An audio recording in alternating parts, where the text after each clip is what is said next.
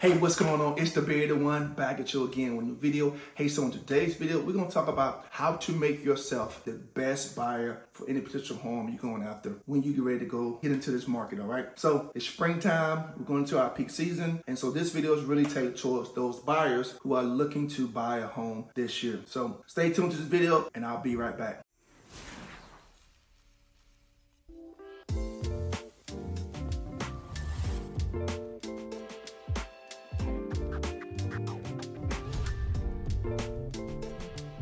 Alright, so let's get into today's video. Before I get into today's video, let me introduce myself. My name is Maurice Murphy. Used to be called the Bearded Realtor, but let's be honest, somebody didn't like me being called the Bearded Realtor, so they did what they had to do, and now I'll go by the Bearded One. It's no problem. I still got the beard, still got the persona. You ain't gonna stop this show. Let me tell you what I talk about on my channel. I talk about tips for sellers and buyers and what's going on in the current market. I tell you about what's going on in and around the city of Jacksonville and the metro area and the 4 or 5 counties we have around us. And last but not least, I talk about beards and beard grooming. So that sounds like something you're interested in. Click the subscribe button. Give me a thumbs up if you like the content. Okay, so the 3 things that you really want to ensure that you can buy the dream home that you want is, number 1, is getting a pre-approval letter. So what is that pre-approval letter going to do? That pre-approval letter is going to tell you how much buying power you have. You're getting the money from the bank wants to ensure that you can be able to pay that money back. Now, if you got cash, okay, cool. But for the rest of us who don't have that kind of money sitting around in the bank, you're going to have to go to the bank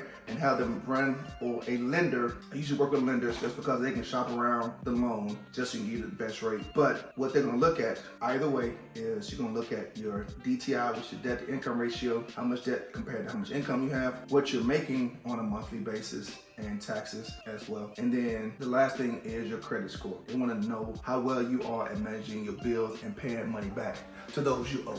So those are the 3 major things they'll look at when they get you that pre-approval letter. And let's be honest, as a real estate professional and yourself, neither one wants to waste time by looking at homes that you can't afford if you haven't got your pre-approval letter. And most times, if not all the time, I won't even show you a house without a pre-approval letter. You gotta have a pre-approval letter, okay? So that's the first thing. Second thing is, have some flexibility and patience. As I mentioned in the beginning, you're going to have a lot of buyers in the market during this peak season. So until in the summer, a lot of buyers are going to be in the market looking to buy a home. So definitely ensure that you have some flexibility and patience. What does that also mean? Give yourself about 6 months time to when you're ready to start the process to when you're actually ready to be in the home. Because things come up, things happen, and you don't want to be in a time crunch where you're coming to a real estate professional saying, hey, I got to be out of my apartment in two months, and you're not really giving yourself enough time to do your due diligence to ensure that you get the home that you want to be in for however long you want to be in there. So really give yourself enough time to make that thing happen. Last thing is making a strategic offer. Granted, everybody wants a great deal, but coming in with the house that just came on the market maybe a week or 2 ago and come with a super low ball offer. What I call super low ball, talking $25,000 and up off of the list price. That's really low ball offers. Now, there's an exception to the rule on any rule. If the house has been on the market over 30 days, over 60 days, and even 60 days plus, we can easily come in at a reasonable offer, but nothing super low to where the seller's going to be totally insulted with the offer you've made. And you want to be strategic and competitive, because if you're not